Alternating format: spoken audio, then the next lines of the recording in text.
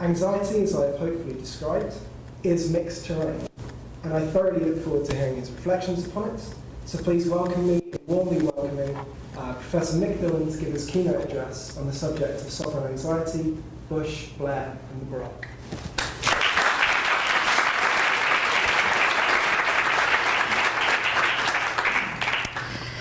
Well, now I'm deeply anxious. It was a very generous and fulsome introduction. Thank you, Jamie. I'd also like to echo Jamie's thanks to the conference team for inviting me down and asking me to do this keynote address. Hadn't actually thought of myself as a theorist of anxiety, but I take the point, yeah. This paper is going to slightly shift my usual terrain from biopolitics to sovereignty. I've given you a glossary of terms partly because they're unfamiliar to me. So if I have them up here, that also helps you get more familiar with them. I suspect some of them are unfamiliar to you. And in any event, they provide a kind of corpus of terms which are critical to the essay and the presentation. And so I hope it's not patronizing but helpful to put them up both on the PowerPoint for you as well as to distribute them in the hall. I'll briefly go through them before I start, although I want to remind myself that the title is Sovereign Anxiety, Bush, Blair, and the Baroque. And it's the Baroque, as much as anything, I think, that's likely to be unfamiliar to you, as it were, as a term of art for the description of the temporal and historical character of our age and of the features that the Baroque lends to politics, specifically sovereign politics. So let me just go through the terms. First is bathos, not pathos. Bathos, an abrupt, unintended transition in style from the exalted to the commonplace and the banal, producing a kind of ludicrous effect of insincerity or grossly sentimental pathos. But I'm setting you up for what comes later. The Baroque, okay, of and related to or characteristic of a style in art and architecture developed in Europe from the early 17th to the mid-18th century, actually as part of the Catholic Counter-Reformation. Emphasizing dramatic, often strained effect, and typified by bold, curving forms, elaborate ornamentation, and overall balance of disparate parts. Extravagant, complex, bizarre, especially in ornamentation. And this is the key point I want to draw your attention to because it plays a large part in what's going to come. Baroque drama, German, of the late 17th century, depicting the predicament of the modern sovereign as was then emerging, known in German as Trauerspiel, translation, mourning play. It's about the sorrow of the sovereign. CF, this is where I get it from, Walter Benjamin's The Origins of German Tragic Drama. Chiasmus, from the Greek meaning crosswise. Chiasmus is a rhetorical construction involving the repetition of words or elements in reverse order. A-B, B-A. The crossing that reverses the attributes of words and things. So, Shakespeare, I think it's from Macbeth, it's fair is foul and foul is fair. Nietzsche, when you stare into the abyss stares into you. Quote, chiasmus can only come into being as the result of a void, of a lack that allows for the rotation of the polarities. That's from Paul de Man. It moves one towards a center that proves to be empty, a space only for crossing. Chiasmus works not simply through a logical crossing or exchange between two terms, but also through the generation of a third term that becomes a bridge between the original pairing. Something, as it were, to cross the chasm between the original pairing set and its inverted and reciprocal doubles. Rules of truth and truths of rule. Excuse me for quoting myself here, but that's a term of art I use throughout the paper. It's inspired by Foucault, as you'll see, but it's not Foucault's. That doesn't matter. And finally, however, I think it's the condition for that reversibility of truth and rule, that chiasmic relationship between truth and rule, gives rise to a third term. The third term is politics. The politics of truth, Michel Foucault. So chiasmic or chiastic pertaining to the chiasmus, or the reciprocal reversible relationship between paired terms.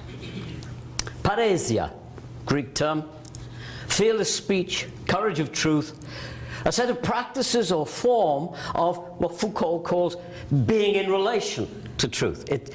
Paresia describes one's relationship to truth, to the manifestation of truth. Or, and this is a gloss I would put on that, I don't think it's contra Foucault, but again, that wouldn't matter, but I think it's in the spirit of Foucault. A relation to truth that also may befall you. Truth may strike you. In his last lectures, or among his last lectures, Foucault retraces the history and the genealogy of paresia and paresiastic practices of how you may be, as it were, inducted into the courage of truth.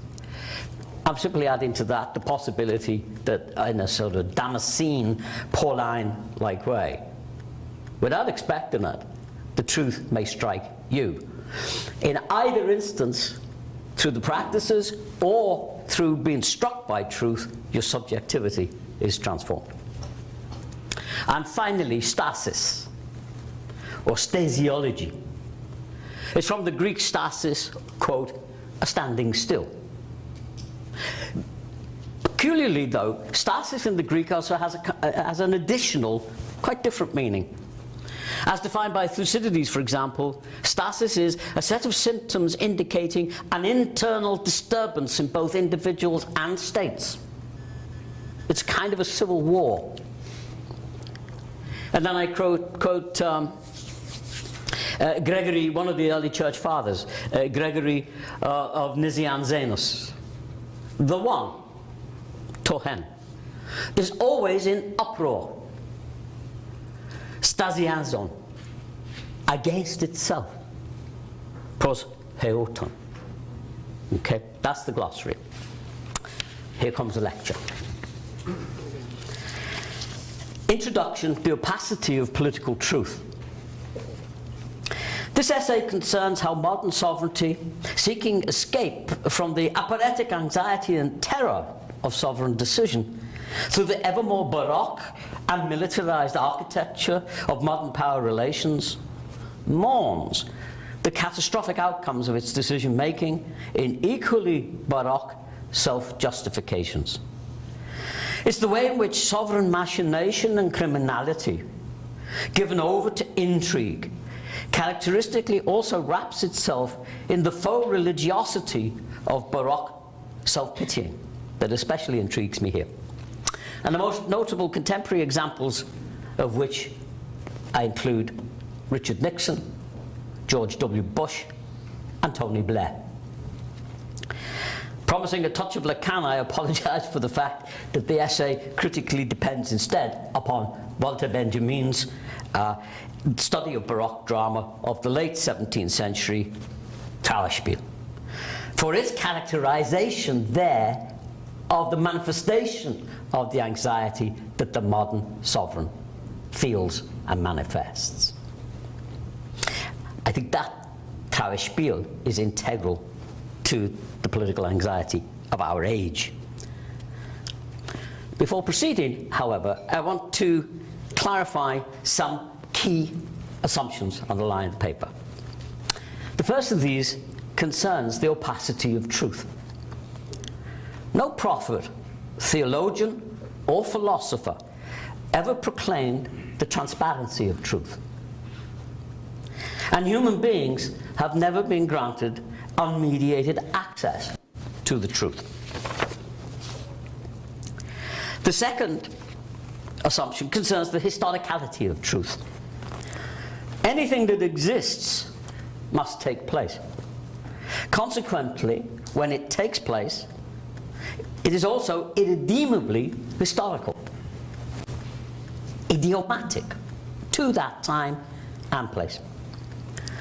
Thus, there are different truths, different political apparatuses for truth-telling, and different kinds of truth-tellers. Those who know your Foucault will see the Foucauldian influence there. The third assumption is that truth, like anything else that exists, always already also exceeds its historical taking place. One might therefore say that there's an excess of truth over its current taking place. Current taking place, what the Greeks called doxa, received opinion. There is truth then, an ontological claim. But truth is also idiomatic, an historical claim. That means truth is a scandal. A scandal to philosophy, a scandal to religion, and a scandal to politics. The scandal of truth is that it is both opaque and historical, never given unmediated, transparent, or in the abstract. One might say, chiasmically, opaquely historical and historically opaque. For these reasons, then, we're condemned to struggle with, for, and against truth. Inspired by Foucault, I'm going to call that struggle the politics of truth. We may be radically skeptical about truth-tellers and their claims to tell the truth. We should be. But as Foucault remarked in respect of the skepticism and suspicion of which he was regularly accused, at which he accepted, he said he was skeptical only because he had what he called a certain hope. And typically he didn't elaborate. I read somewhere recently also that those who pursue the truth also live in a kind of faith. And that kind of is affirmed by Derrida's account of affirmation that takes place in every enunciation. I think all this, the hope in particular, found its expression in Foucault's own urge to tell the truth about truth. Foucault's own courage of truth. I think our age of political anxiety emanates at least as much from the sovereign anxieties that pervade our rulers, at least as much as it does the apparatuses of government and the subject positions through which they seek to domesticate those that they rule and induct them into a mentalité du gouvernement. That's my own expression, but it's a kind of ventriloquation of Foucault. Quite evidently also, sovereign anxiety is closely bound up with the fact that truth in general, and political truth in particular, is as opaque to them, the rulers, as it is to us, the ruled. Arcana imperii, the mysteries of rule, mystify the governors as much as the governed. And when such mystifications are punctured or fail to work, self-pitying expressions of political ressentiment and sovereign bathos follow. This brings me to a final supposition of the paper and the chiastic formula that it deploys throughout. Fourth, there is no truth that does not simultaneously also tell you how to conduct yourself, or how others should be so conducted. Foucault calls this the imperative of truth. He also admits that there's probably an imperative behind his own truth-telling. At least he doesn't dissent from the proposition that if you're a truth-teller, there's an imperative behind the truth-telling that you do, including his own. Similarly also, however, there is no rule of truth that does not invoke some truth of rule. No rule of truth, then, without its corresponding truth of rule, and vice versa. No truth of rule without its corresponding rule of truth. This does not mean that truth and rule are the same thing. They are not. There is truth and there is rule. Nor can they ever be made to add up to a final sum. They are radically heterogeneous entities, locked in an ineradicable, mutually disclosing and reversible relationship. They continually intersect one another. That relationship is irretrievably chiastic. Recall the man's observations from the glossary of terms. Quote, chiasmus can only come into being as the result of a void, the opacity of truth. A void or a lack that allows for the rotating motion of the polarities. Rules of truth, truths of rule. It moves one towards a centre that proves to be empty, a space only for crossing, as it were, that has to be negotiated continuously. The void here is the very opacity of truth, specifically when dealing with the sovereign as well as wider political anxieties of our age, the opacity of rules of political truth to which we are subject, and truths of political rule to which we are also subject, themselves opaque to rulers and ruled alike. The third term through which the crossing between them is continuously negotiated is, I also suggest, politics, specifically the politics and courage of truth. Part of the anxiety that stalks modern politics is the very rarity of the courage of truth, and the very many ways in which the courage of truth has been marginalized within and even systematically driven out of our governing institutions, both public and private, medical as well as military, economic as well as financial, from representative and accountable government in general. Marginalized, I would also say, not least within the institutions, pedagogical and religious, the universities and the churches, whose distinctive competence and cherished vocation is said to be the pursuit of truth as such. Be that as it may, why are sovereigns in particular congenitally anxious? And through what features does that anxiety display itself? And why is it so pathetic, religious, and dangerous? First section, sovereign anxiety and political stasiology. And I have an epigraph for it which I take from Carl Schmitt, and Carl Schmitt's got a figure here. It's from Political Theology 2, and specifically from that section in Political Theology 2, where Schmitt is replying to his former friend Peterson, and also replying to Blumenberg. And in relation to Peterson, Peterson's argument was, with Christology and the Christian Trinity, there is no basis for political theology. We can talk about that later. Whereas, of course, his former friend, Carl Schmitt, had written 2 books, Political Theology, and the concept of the political is based upon the idea of political theology. And so what Schmitt does is point out that once you pluralize the Godhead, you actually introduce a heterarchy in potential, which heterarchy can actually be the basis for the very war and conflict, friend-enemy distinctions, and so on, that he sees as integral to the founding of a political order.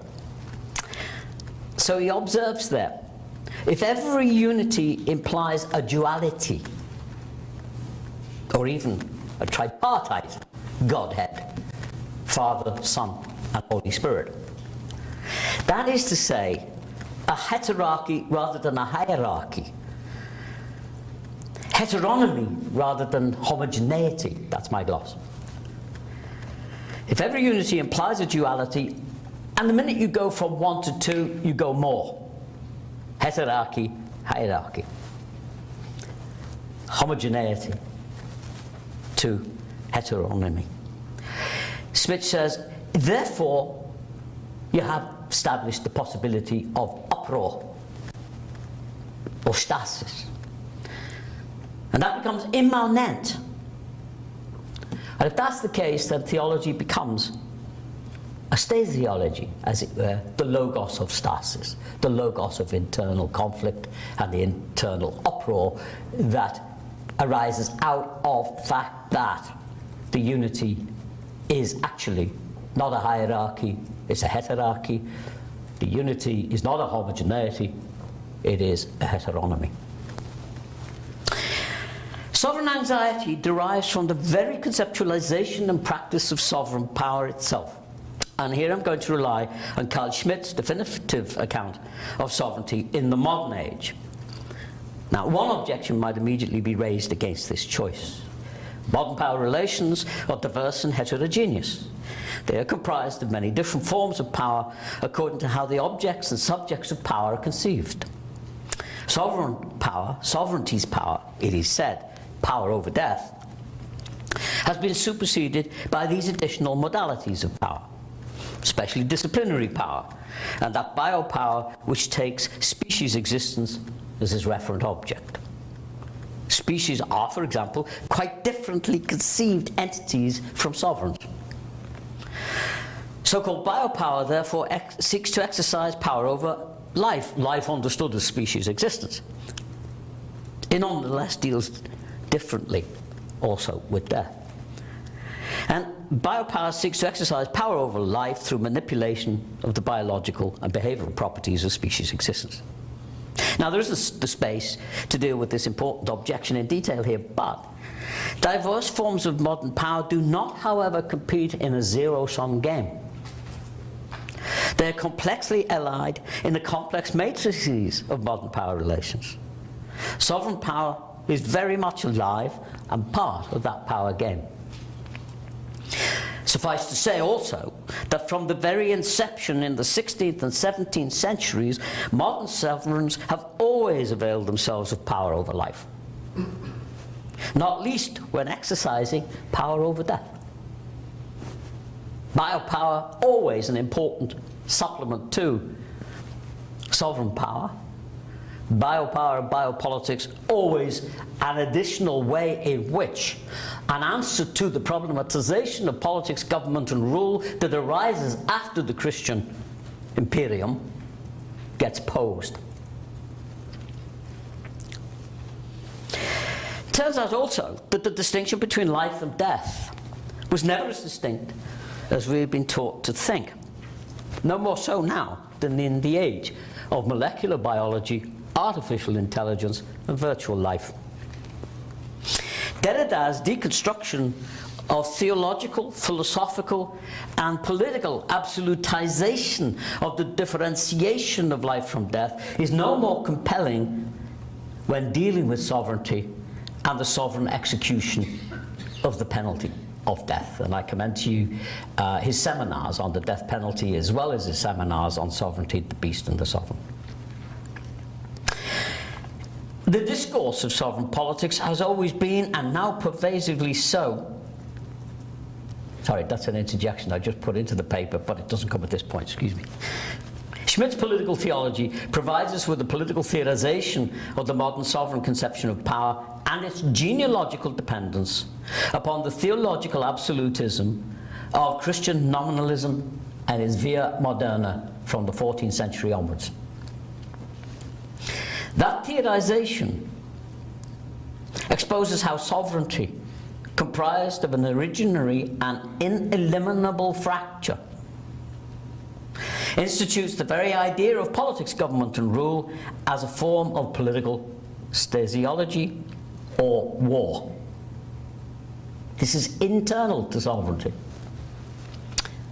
Consider, the discourse of sovereign politics has always been, and now pervasively so, a discourse of security. And as I've argued elsewhere, a discourse of security is a discourse of war disguised as a discourse of peace, sovereign peace.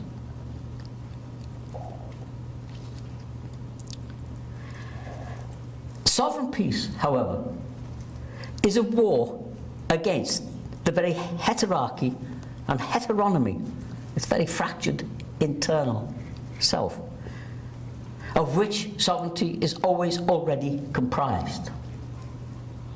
Sovereign anxiety stems from always being at war with itself, incapable of securely prevailing over itself.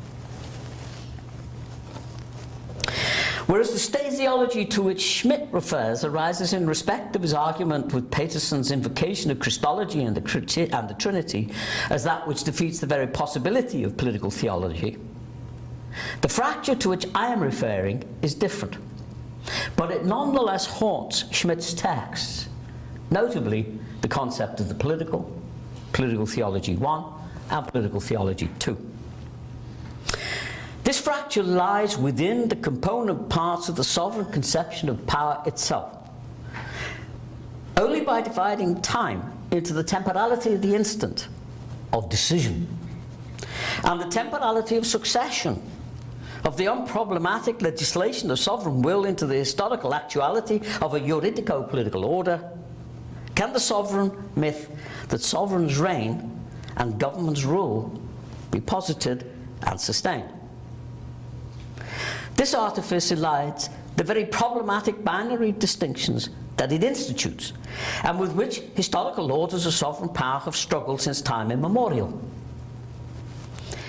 Metaphysics versus mechanics, homogeneity versus heteronomy, hierarchy versus heterarchy, reigning versus ruling, sovereignty versus government, strategy versus tactics, policy versus administration, friend versus enemy,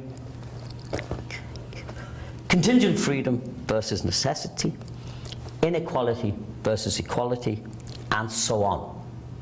This fracture internal to sovereignty is a compound fracture. It has many manifestations. It runs first between these binaries, ontotheologically, essence and existence, metaphysics and technics, hierarchy and heterarchy, reigning and ruling. And these fractures cannot and do not arise sequentially, as if it were possible to have sovereignty and then government, or to have metaphysics and then technics and mechanics, to have essence and then existence. Technicity, Bernhard Stiegler reminds us, is originary. There can be no essence without its existence, no principle without its processes, no emanation, for example, of God's grace, without its liturgical acclamation, dogmatic and doctrinal instantiation, and supervision. No reigning, in short, without ruling, no sovereignty without its government. Think of God and his angels. Sovereignty also poses these fractures as things to be violently overcome, so that the relationship between rulers and the ruled may become one engineered to subordinate and recruit the ruled into the endless war of normalizing exception required for the continuous reinstitution of sovereignty. Think of the war in heaven between God and his angels. It runs secondly also, however, of course, between rulers and ruled. But I'm less interested in that fracture and the anxieties that it engenders for the moment. What I want to draw attention to here is the critical fracture that arises within the very order of sovereignty itself. For if the sovereign is not homogeneous, a homogeneous unity, organized hierarchically over its creation, if the sovereign is instead an unstable heterogeneity, its hierarchy a heterarchy, comprised of elements that do not add up, then an entirely different problematization of politics, government and rule arises than that offered by the stasiology of modern theologico-political sovereignty. For those of you who know Jacques Ranciere's account of politics, you will see that I'm adding an internal dissensus within sovereign rule to the dissensus that he perceives between rulers and ruled, master and slave. In sum, I do not necessarily dissent from the view that Carl Schmitt captures something essential about the character of modern sovereignty. I only dissent from the view that in doing so he captures something essential about politics in the modern age as such. He doesn't. And in the process he misses the congenital anxiety that attends and is a distinguishing manifestation of the character of sovereign power. What he misses is something that I think is captured instead by Michel Foucault on the one hand and Walter Benjamin on the other. To drive home the point concerning Schmitt, consider also Reinhard Koselleck's summary of the early modern institution of sovereignty. It supplements Schmitt by recalling that it was no mere juridical abstraction, but, to use a favourite Schmittian expression, a concrete historical formation. Quote, "The absolute ruler," says Koselleck, "recognized no authority over himself than God, whose attributes in the political and historical field he appropriated," unquote. Other operational entailments followed logically from the conceptualization and institutionalization of modern sovereignty. And these compounded the inability of Schmitt's fractured sovereign to act the sovereign in the way demanded of the definition of the sovereign. Quote, "To meet his all-encompassing responsibility," observed Koselleck, "the prince had to seek the measure of his actions in their calculable effect on everyone else. The compulsion to act thus provoked a need for heightened foresight. A rational calculation of all possible consequences came to be the first political commandment." Unquote.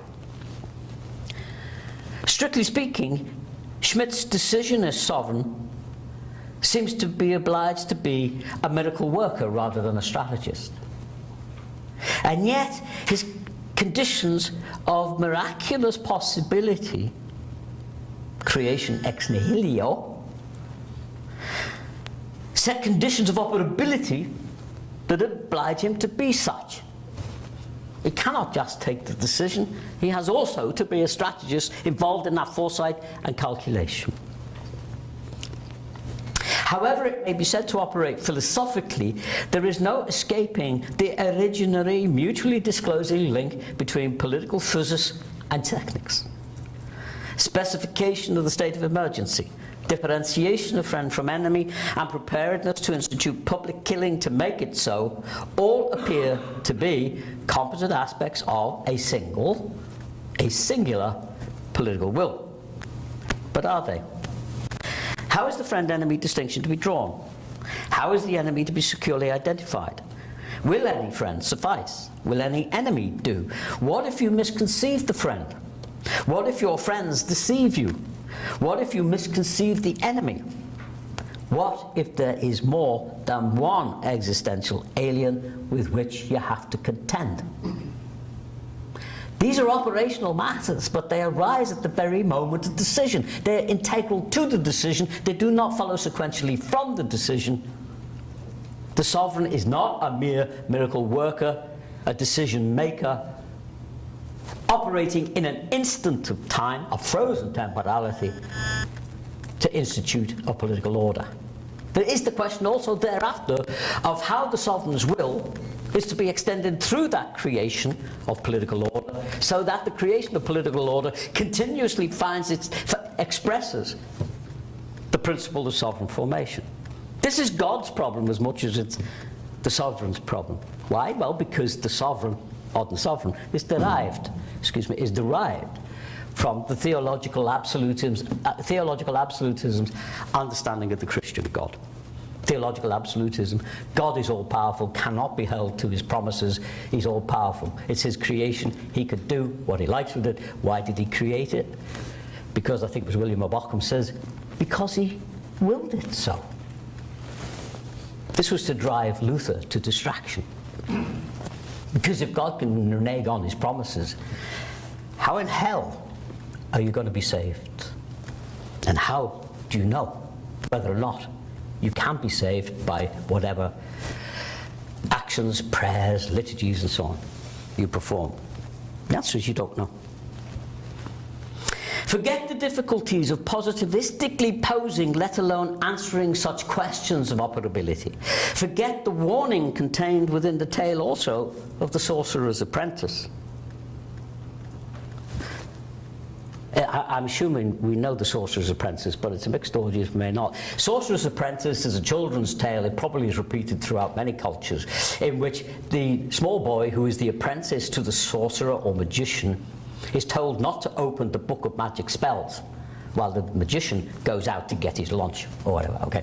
And of course, as small boys do, he opens the book of magic spells, out come the spells, whoops, and chaos is created. Yeah? So forget that warning as well. And that is to say, when you create something ex nihilo through a miracle or a magicianal kind of intervention, you have no idea what's going to follow. How would the sovereign know what they had conjured, that what they had conjured was the correct kind of miracle? And how do they remain in sovereign command of their creation ex nihilo? Or indeed, their creation from substantive contingencies that exist historically? What if the relationship between friend and enemy and the miracle of decision for which it calls is altogether radically undecidable?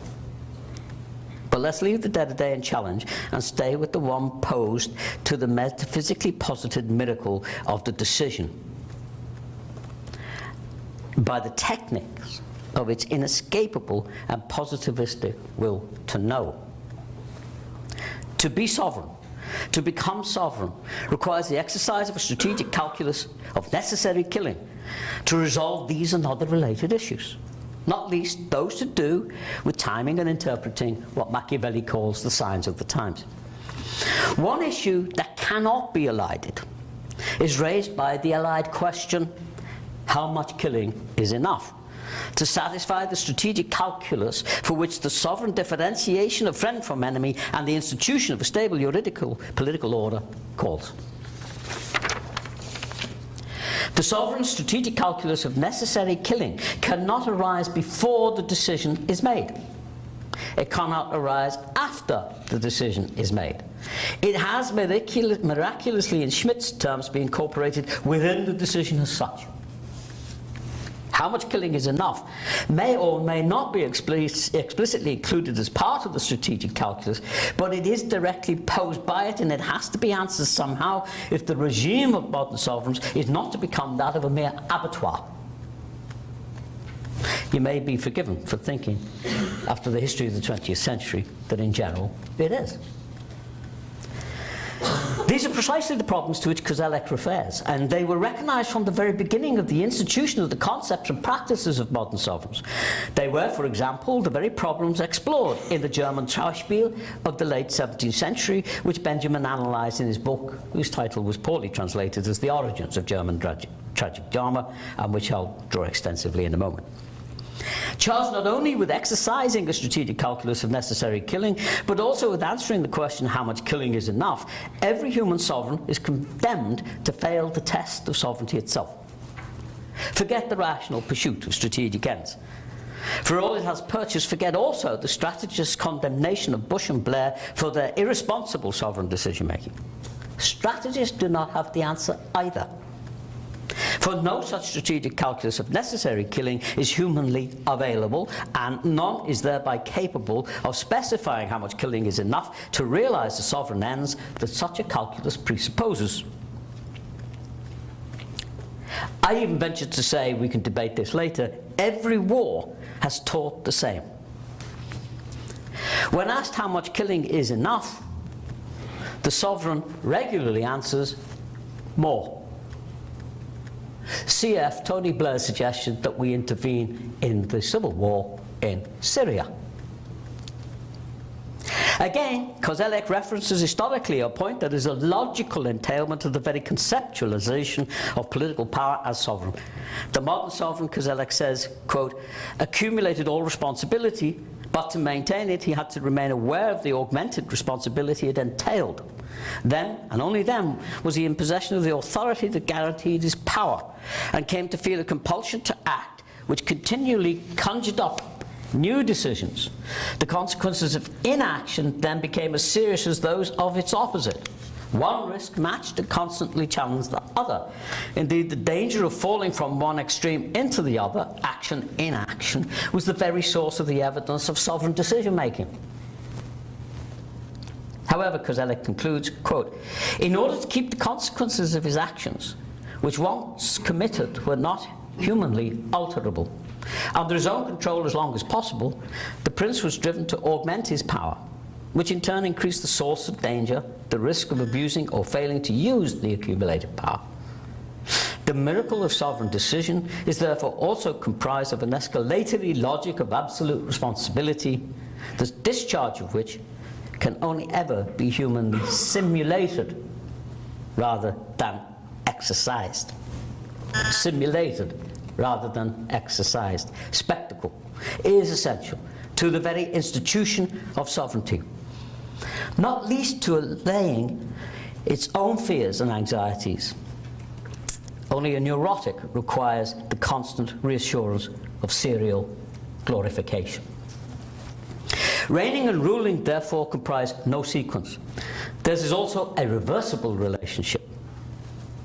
Just as Foucault reminds us of the continuing significance of coup d'etat, so also does coup d'etat remind us of the crucial point of this reversibility of reigning and ruling, sovereign and the sovereign's government. To reign is to rule, and to rule is to reign. However conceptually heterogeneous they may be, unlike truth and rule, they are heterogeneous, they are different terms.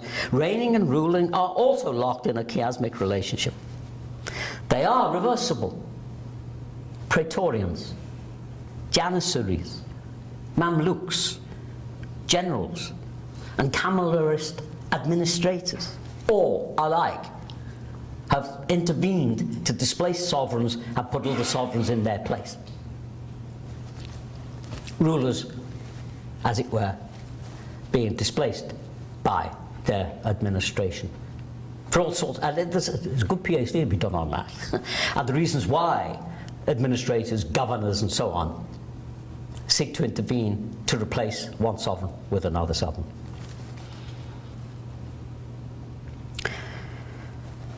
This process is also, this reversibility of government and sovereignty, I suggest, is also subject to the mediation of a third term, and that third term is, again, I suggest, politics.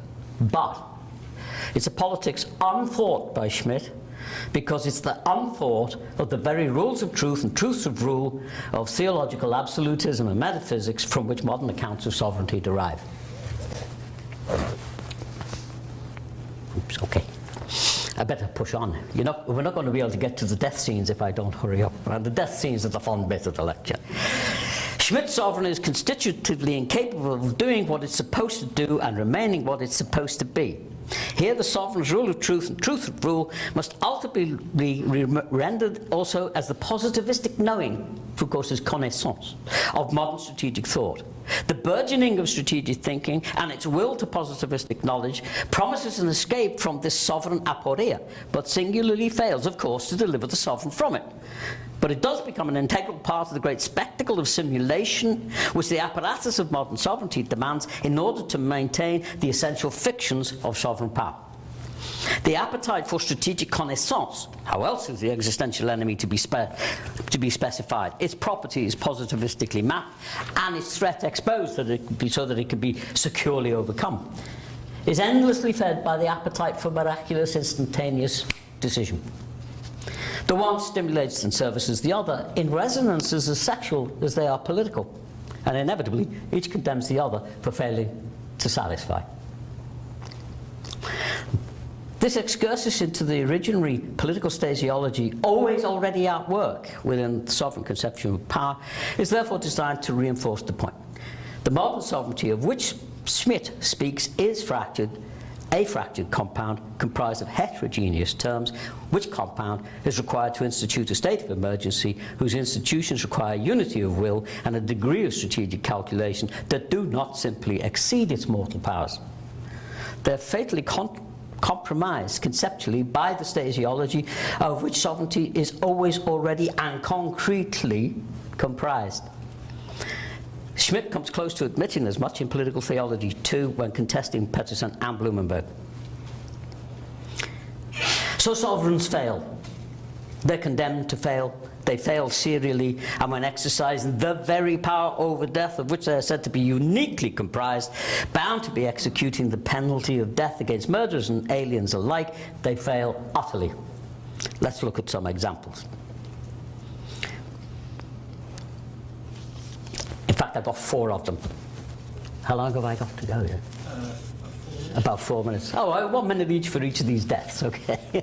I'm afraid it's a bit longer than that. I'm going to have to, okay, I've got 4 examples. One is entitled Bourbon, Shock and Awe. The second one is entitled Clinical Strike. The third one is entitled Yo Blair. You recall the greeting that George Bush gave to Tony Blair at some conference, smacking him on the back? Yo Blair. Let's go, man. Yeah. And the final one, which I'll probably, the final one's the more fun one, is Watergate. Yeah? This is when the banality and the blasphemous character of sovereign power suddenly becomes banal and obvious in the Watergate tapes, as the simulations and the spectacles of sovereignty are stripped from the presidency by the actions of that criminal Nixon.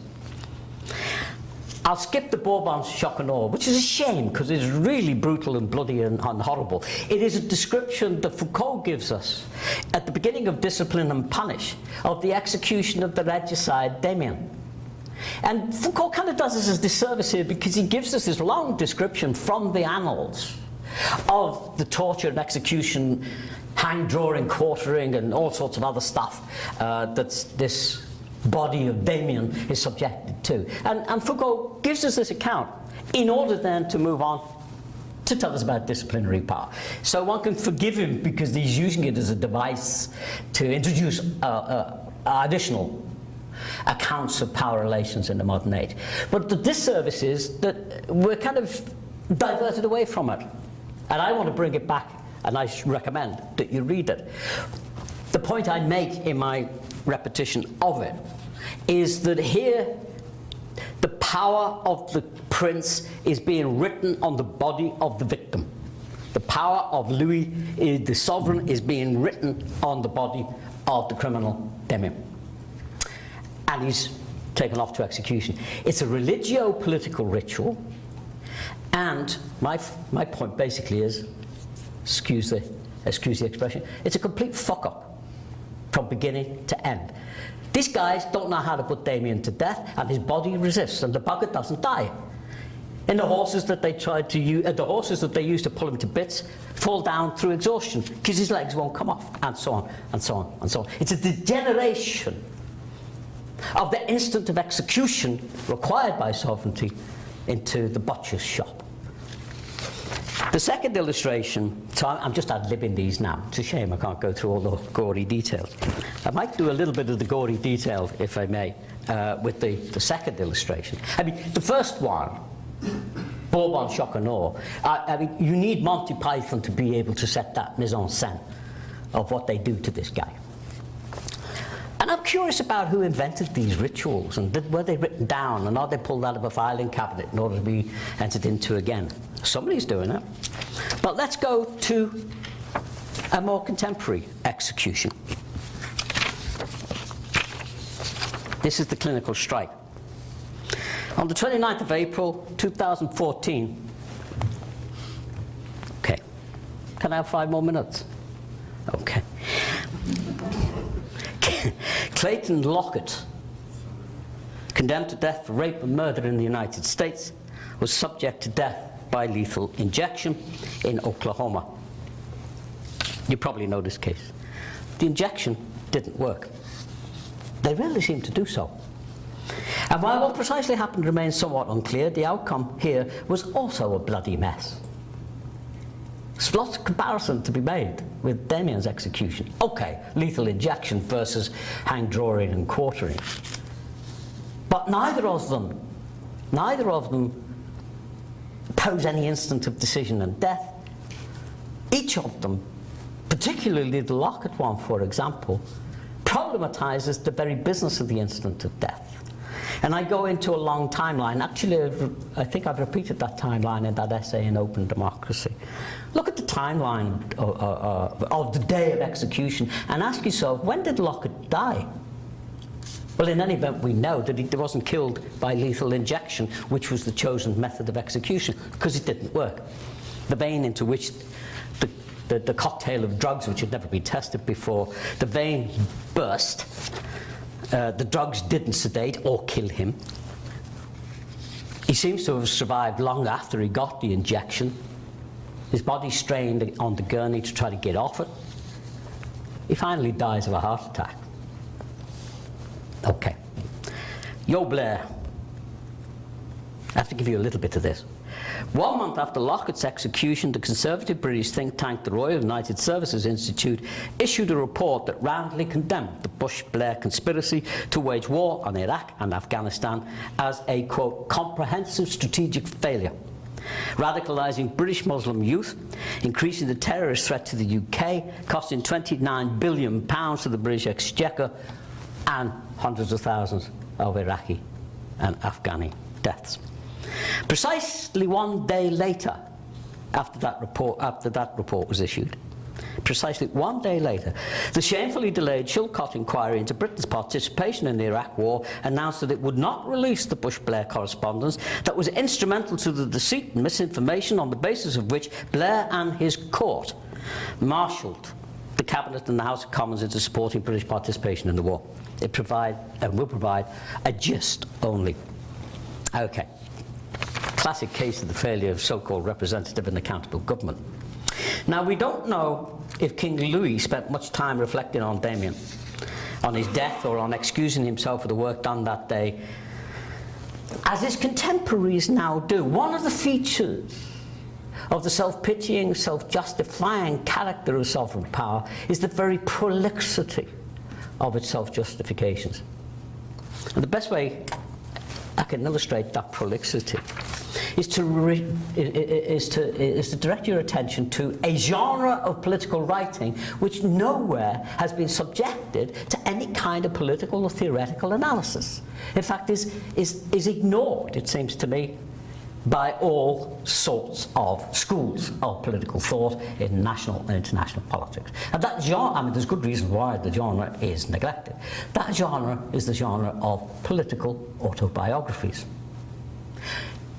Nobody reads them, but they do sell. And certainly no students of political science, it seems to me, read them. And nobody has characterized them as a genre. There's another decent PhD to be written. On the other hand, it is intensely boring to do. I've tried to read these things. But they do illustrate the prolixity of contemporary sovereigns and their self-justificatory messages. I just went through earlier on the size of these autobiographies. Thatcher's autobiography, 700 pages. Blair's autobiography, 768 pages. George W. Bush's biography, 540 pages.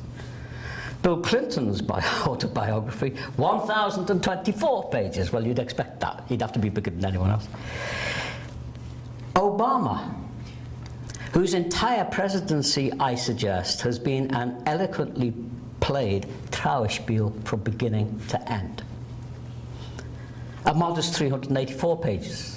Until I scrolled down the Amazon list, the bugger has written 3 autobiographies, and he's not even retired yet. Okay. Prolixity, self-justification, religiosity, and so on. I then make the point about Blair and his religiosity. Okay. Asked by Parkinson, what was it like to take that decision? Was there anything kind of religious about it? He says, yeah. He basically puts himself in the hands of God. It's a standard sovereign trope in the crisis and on the cross of decision to appeal to Christ or God as your final, as it were, arbiter of the decisions that you make. In Trauerspieler, there are two characters, the martyr on the cross of decision or the tyrant, but they're reversible, martyr or tyrant. Of course, the preferred position that all sovereigns adopt is that of the martyr. I had to do it, I was on the cross of decision, no one else has been there. If you haven't been there, you don't know what it's like. And yet, this was the very same Blair whose court hounded to death one of their senior arms control and weapons of mass destruction expert, who offended at the degree to which the intelligence reports were being massaged by the court around Blair, leaked that account to the newspapers. This man was hounded to death. This was no pious decision. This is standard classical machination that is characteristic of the sovereign court. Final point, Watergate. This is when the banality and the blasphemous character comes out. I will end here. Okay. Must make sure I've got the... I'm going to just read you something from the Watergate tapes. Just the final one. This is the night before Nixon resigns. He's in crisis. He's having a breakdown. He's in the White House. With him is Haldeman, his chief courtier and intriguer, and Kissinger. This is on the tapes. It's better to hear it, but I'll read it quickly. The president. They're standing outside the Blue Room in the White House, and the Blue Room, it turns out, is where Nixon goes to pray. Nixon, where is that kike, Kissinger? Kike is an American expression, offensive expression for a Jew. Where is that kike, Kissinger? Voice comes over. I'm right here, Mr. President. Nixon, Henry, good. I'm glad you're here. I want you to get down on your knees, Henry, and pray for me. I'm up shit creek without a paddle. I've got the goddamn Jewish press on me like a kick me sign taped to my ass. I'm not making this up. Go listen to the Watergate tapes. Why haven't we been doing 15, 20, 300 PhDs on the Watergate tapes? Kissinger, of course, Mr. President. He's coming out, he comes over as a kind of Uncle Tom. Haldeman. You can kneel over here, Henry. Nixon. Never mind that. Just get me some support from those sons of bitches in the cabinet. Tell them I've got stuff on them. Pictures. Trails off. But Mr. President, you have these things. Yeah. We've got tons of stuff on them. All right, Mr. President, but if it would help me if I could see the pictures and if we could get, he's saying effectively also to pray, get some kind of religious object. We'll get some for you, Henry. Kissinger, good. And then they apparently go into the Oval Office and pray, and the last bit on the tape is, now, sir, says Kissinger, I want to discuss the latest operation in Cambodia. End of tape. That's the bombing of the shit out of Cambodia. Huh? Sovereignty, its banal and blasphemous face, stripped of all its glorification and spectacle. Sorry to have gone on. Thank you.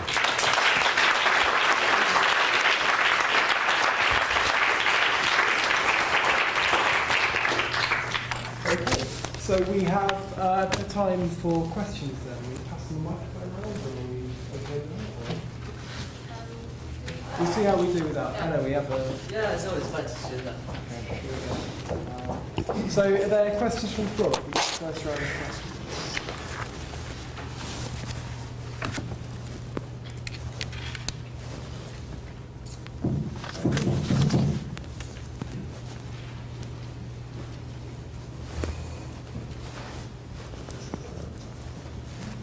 If you'd like to introduce yourself, sorry. Yeah, hi, I'm Stefan from the Open University. Thanks, it was a very inspiring talk. I didn't get all of it, I must admit, but what I got was that sovereign power is kind of fractured in itself, and that the sovereign relies on apparatus of security to ground its decision and knowledge. So that means power is distributed, power is mediated. And that also, I ask myself, does it not mean that sovereign power doesn't really exist? Because if it's mediated, if it's distributed, it's no longer sovereign. So and yeah, I think you also said this, that sovereign power does not exist outside performances of sovereign power. But these performances always remain incomplete. So sovereign power is just a myth. Would you agree with that? Up to the last point, you got it. Yeah.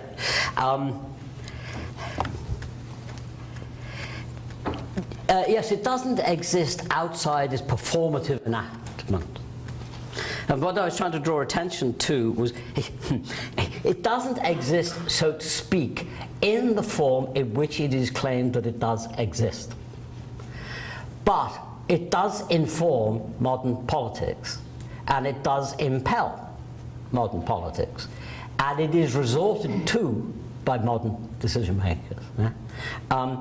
But in all of those performative enactments, I think you've got at least two things going on. You've got the attempt to be sovereign, and I think that entails a kind of war against its own internal divisions as well as against others. Yeah? But secondly, you also have, as it were, the attempt to simulate that unity, the spectacles required in order to be able to posit a unity that actually isn't there, and that's integral to the performative enactment of sovereign power itself. So it's real. It's just that it fails to do what it said it does. It does other things, and I'm trying to draw attention to some of those other things that it does. Namely, install war via security discourses as its discourse of peace. It is always at war. It is always in the position of having to institute itself by continuously specifying the enemy. So in some metaphysical sense, it's not there. But in every performative and practical sense, it's there in these internal contradictions, violences, resentments, self-justification, religious trappings and so on that attend the exercise of sovereign power. I guess what I would then in a different paper want to say, having made that point, is I make the point in this paper but I don't elaborate it, is if you want to think about politics and the problematization of politics, government and rule, don't start from there. But that is a massive exercise in the re-theorization and rethinking of what politics might be said to be. And it's an exercise, well, it's an exercise in some senses, I think, that the modern age has barely begun. Partly because it's locked into the model of sovereign power, and partly because even with Foucault, the pluralization that he introduces us to of the many different modalities of power, including sovereign power, but disciplinary power, biopower, anatomal power, so on, don't directly address, because that wasn't Foucault's self-appointed task. But I think what he does helps us. Don't directly address the theorization of politics as such in the modern age. And then I'd have to get into a different paper. Okay, should we take another round of questions? Got one there, and one there. Mick, you're a busy man. Got a season like now. Professor, but isn't that, just following up on the comment you made, isn't that the most sophisticated and brilliant way to make sure that sovereign remains sovereign? By consistently failing to do what it promises. Yeah. And keeping it away and keeping it unquestioned. Yes and no, I think. Yeah. Yeah, I think there's certainly some point in that. But I think that kind of concedes too much, as it were, machination and calculation to the sovereign. No. But actually, its continuous failure always introduces the apparent necessity to make it work. Yeah. So yes, in that respect. Yeah, in that respect. But there are other ways in which it operates as well. And when I was talking right at the beginning that there are many different forms of power in the modern age, and that sovereignty has always availed itself, for example, of the evolving and developing biopower, biopolitics over population. I mean, the beginning of statistics, the measuring of behavioral attributes of populations and so on. This goes back to at least to the mid-17th century, if not earlier.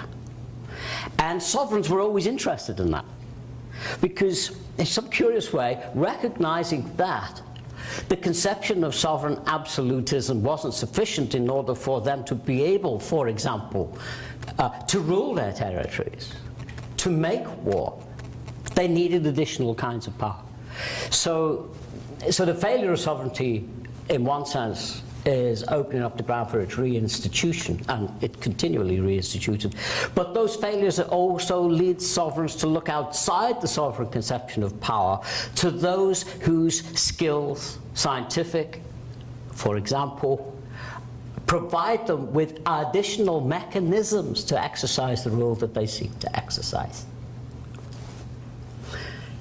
One specific illustration would be when William of Orange took over the crown, became King of England, after the defeat of the Catholic forces in Northern Ireland.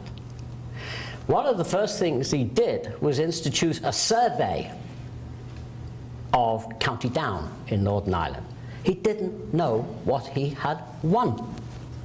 He didn't know what becoming King of England and Ireland required of him in relation to the territory and population of the north of Ireland. So a statistical survey was done of that population and the territorial features, arable land, grazing land, who owned the land, and so on. That was done by a burgeoning statistician of that period. It was called political arithmetic in those days. So, yeah, a reinstantiation, but also a looking outside and a making use of other features. And coming back to the first point, that begins to involve a diffusion and dissemination of power relations beyond the control of the sovereign. Because then the sovereign becomes contingently dependent upon that positivistic knowing, which teaches him or her what they have to rule, as well as how they might rule it. And they don't just rule it through, as we know, they don't just rule it through juridical, sovereign, legislative will. It's not enough. Okay, we have 3 questions and 10 minutes, which suggests we're going to need some nice response. We've got one at the back, one at the side, and one at the front. Okay, so if we take these as a round of 3, and then I'll let you spend kind of 10 minutes responding. Tobias from the University of Warwick. First of all, thank you very much for a really interesting lecture. I want to go back to sort of the discussion of truth, which then sort of gave the basis of what you said in the big throughout the lecture. And I was wondering if you maybe only talk about one aspect of truth, right? Because one of the things you said is that there's no truth that doesn't tell you how to conduct yourselves. But I think, if you think about it, right, 2 + 2 = 4, or all bachelors are unmarried, all sparrows are birds, coffee costs £2 at the school cafeteria. So there's many statements of truth that seem to me to tell you nothing about how to conduct yourself, that are just descriptive statements of the world.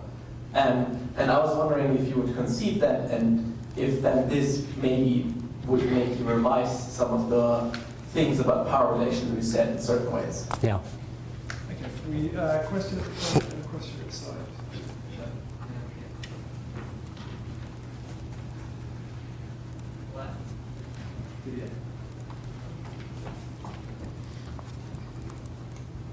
Mick, I want to know if at the end you don't arrive with a long anarchist tradition. Yeah. Martin Le Pen, Yeah. Honestas and Autoritas. are never distinct. They cannot. La Boétie, that's the way of the will to serve, which is never a willingness to serve. So we need just to forget over the performance of the sovereign, because it's a spectacle, as you say, but the spectacle enacts the game, but the structure of the game is different. And so you didn't quote Louis Salamanaz, where Louis Salamanaz has made all his research, philosophical research about these practices. What are the practices the most banal of killing massively people to continue with the war? Not surprisingly, Louis Salamanaz is coming from the south of France and from the region of the Qatar. And what does that mean in terms of practices is always related with the long tradition, the Hobbesian myth that we have to look at what God said, at what the power is saying. And he just said, Moses, look, is Moses repeating the discourse of power to the people? And he said, no. If you look at the description, Moses is showing what? His face, listening to God? No, his eyes, because he refused to look at God. And who is showing the face? The people. So that's the problem of a spokesperson, of any form of representation. And I wanted to know if you follow also that line, because it's representative democracy. It's a follow-up of that. And that's a question going through your work for a couple of times, but you never get it directly in it. So Yeah. I was... Yeah. Question on the front right here. Thank you. Blair from the Open University. If you can say something more about the role of the flesh and the body in this political theological picture you are making.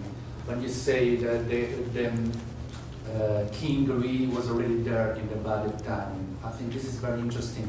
I want to connect that to the royal remains of Saint-Mer, where he asserts the idea that the body and the real of the flesh functions as a support to the symbolic dimension of sovereignty. Sovereignty needs to support an extra support for its consolidation. And this extra support is given by flesh, which means when sovereignty is in crisis, it is when you see more and more flesh. And this is essential for the current analysis of sovereignty and the increasing role of torture, the body, of the real of the body. And in this sense, I also point out about this is whether you agree that administration and technocracy are in a way supplanting the function of sovereignty, in a Schmittian sense, the catacombic function, the ability of sovereignty to withhold chaos through conflict. And I think this is essential because the Leviathan, as in the picture of Holtz, is composed of many individuals. So the stasis, the paradoxical of the state is in withholding this chaos. Okay. Okay, it's three fairly expansive, very interesting, very expansive questions, I'd say. I'm aware that there's some exceptionally hungry faces in the audience, so these discussions, I'm sure, will spill over to lunch. But if we could get a brief reflection from you on those. Quickly, okay. I can see Didier's point, and we don't have time to come back at it, but it does haunt my work, it haunts my thinking, and I haven't directly addressed it, and I'd like to. We can talk about that more. To the point at the back, I think all you're referring to is the vanity of positivistic and scientific thinking. 2 + 2 is a rule. There is, every positivistic as it were, objective description of the world implies something about conduct. And it's a vanity to believe that it doesn't. And the last point, actually you're making several points there, so I'll just underline the first one that you made, because it's got me intrigued, yeah? That is, as it were, the kind of cannibalistic impulse in sovereignty. It's desire for the flesh, yeah? Which you pose as if it was a mere quantitative thing, more and more and more. Well, if you look at the wars of the 20th century, in one sense you can't deny that. But I would just add the gloss, and I'm really thinking as I'm replying, so it's not an answer, it's an engagement with the thought with you, is it requires the flesh in different ways, and it requires different kinds of flesh. Requires that to be presented to it and to be inscribed upon in all sorts of different ways. That's what your thought has stimulated and intrigues me. So not just the Damien's execution, but yeah, you're right. I mean, it requires the flesh of Clayton Lockett. His execution begins at 5 in the morning, and then they discover he's cut himself. So they take him to the hospital to sew up the cut, because he's got to be in good order to get killed. So the flesh, qualitative point, it's got to be certain kinds of flesh for the sovereign. It's got to be whole. They even have a psychiatrist come visit him, because he's not only got to be whole in body and soul, his mind's got to be right too. Why? So as he can be put to death. Derrida's seminars just translated and published on the death penalty, it seems to me very, very suggestive in relation to that point in particular. Okay, well, it looks like there's going to be some fairly active discussion at lunch, so the seat next to Mick will be the host.